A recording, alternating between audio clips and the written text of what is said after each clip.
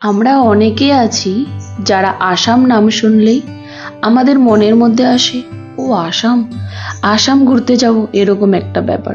কিন্তু আপনারা জানেন কি, আসাম এমন একটি রাজ্য যেখানে অনেক সুন্দর সুন্দর ঘোরার জায়গা রয়েছে।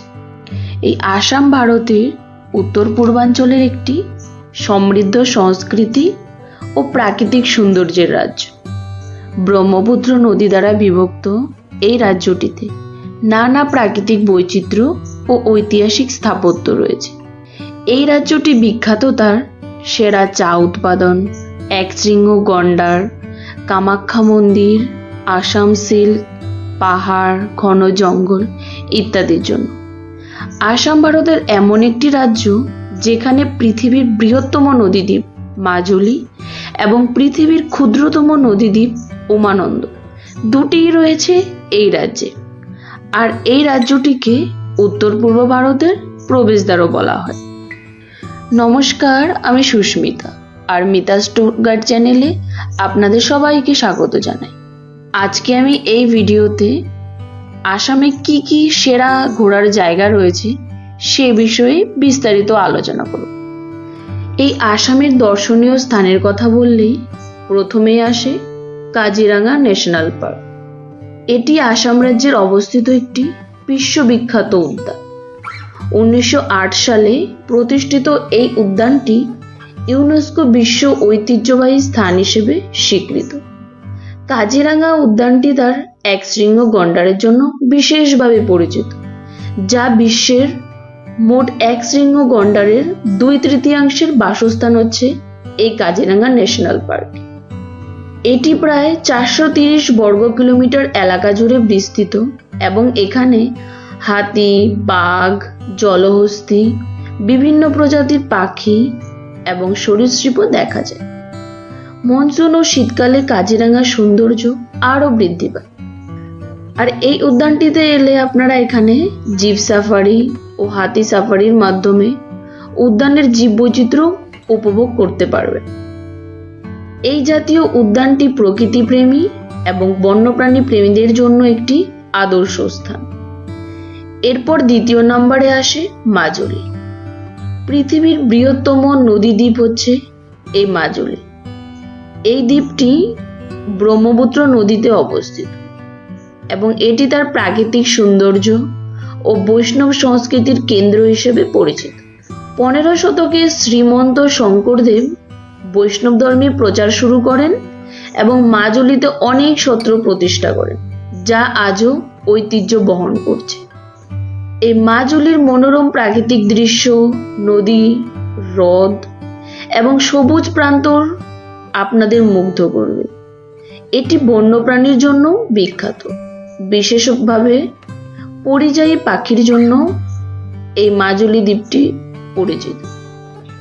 এই দ্বীপের মানুষদের জীবনযাত্রা, সোনালী ধানের ক্ষেত এবং সৃজনশীল হস্তশিল্প মাজুলি দ্বীপটিকে আরও আকর্ষণীয় করে তুলছে এবং এই দ্বীপটি তার সাংস্কৃতিক এবং প্রাকৃতিক ঐতিহ্য দিয়ে পর্যটকদের মন জয় করে, যা একবার দেখলে আর ভোলা যায় না।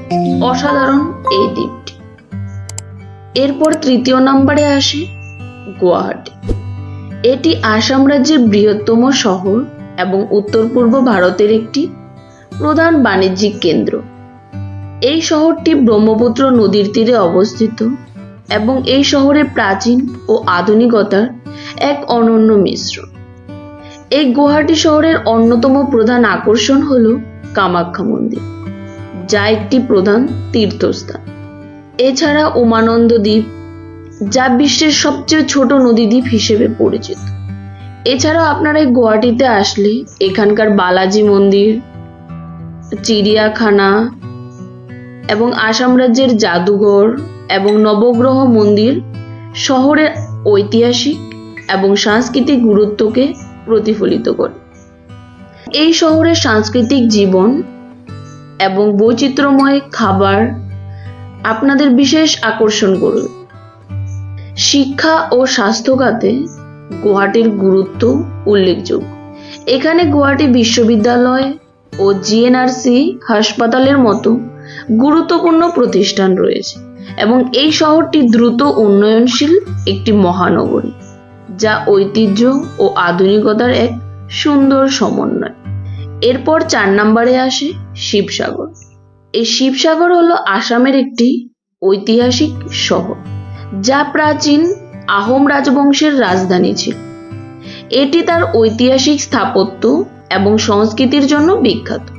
শিবসাগরের রংঘর, কারেংঘর এবং শিবদোল মন্দিরের মতো দর্শনীয় স্থান রয়েছে। রংঘর ছিল রাজাদের খেলার স্থান, আর কারেংঘর ছিল রাজপ্রাসাদ। শিবদোল মন্দির ভারতের অন্যতম উচ্চতম শিব মন্দির। এই শহরটি শিবসাগর ট্যাঙ্ক বা বড় পুকুরির জন্য পরিচিত, যা 1734 সালে নির্মিত হয়েছিল এবং শহরের চারপাশে বিস্তৃত চা বাগানগুলিও আসামের চা শিল্পের গুরুত্ব তুলে ধরে। শিবসাগর তার সমৃদ্ধ ইতিহাস ও সংস্কৃতির জন্য পর্যটকদের কাছে একটি আকর্ষণীয় স্থান। এরপর 5 নম্বরে আসে হাফলং। হাফলং হলো আসামের একটি হিল স্টেশন, যা তার নৈসর্গিক সৌন্দর্য ও শান্ত পরিবেশের জন্য বিখ্যাত। এটি ডিমা হাসাও জেলার সদর এবং প্রায় 680 মিটার উচ্চতায় অবস্থিত। হাফলং লেক এই শহরের অন্যতম আকর্ষণ, যেখানে নৌকা বিহার করা যায়। এছাড়াও এখানকার মাইবং এর ধ্বংসাবশেষ এবং জম্পাও জলপ্রপাত পর্যটকদের মন আকর্ষণ করে। এই হাফলং তার সবুজ পাহাড়, ঘন অরণ্য এবং মনোরম জলপ্রপাতের জন্য পর্যটকদের কাছে খুবই জনপ্রিয়। এটি ট্রেকিং ও প্রকৃতি পর্যবেক্ষণের জন্য আদর্শ স্থান এবং এই শহরটির সংস্কৃতি ও আদিবাসী সম্প্রদায়ের জীবনযাত্রা হাফলংকে আরো আকর্ষণীয় করে তুলছে। প্রকৃতির কোলে শান্তি ও সৌন্দর্য উপভোগ করতে হাফলং একটি অসাধারণ জায়গা। আপনারা যদি আসামে ঘুরতে আসেন, তাহলে আপনারা এখানে অবশ্যই ভিজিট করতে পারেন। এই বিশেষ 5টি স্থান ছাড়াও এখানে আরো অনেক ঘোরার জায়গা রয়েছে, যেমন মানস ন্যাশনাল পার্ক, তেজপুর, ডিব্রুগড় ইত্যাদি জায়গা। আমার এই ভিডিওটি দেখার জন্য আপনাদের সবাইকে অসংখ্য ধন্যবাদ। আর ভিডিওটি যদি আপনাদের ভালো লাগে, তাহলে আপনারা অবশ্যই লাইক, শেয়ার এবং চ্যানেলটিকে সাবস্ক্রাইব করতে ভুলবেন না। সবাই ভালো থাকবেন, সুস্থ থাকবেন। নমস্কার।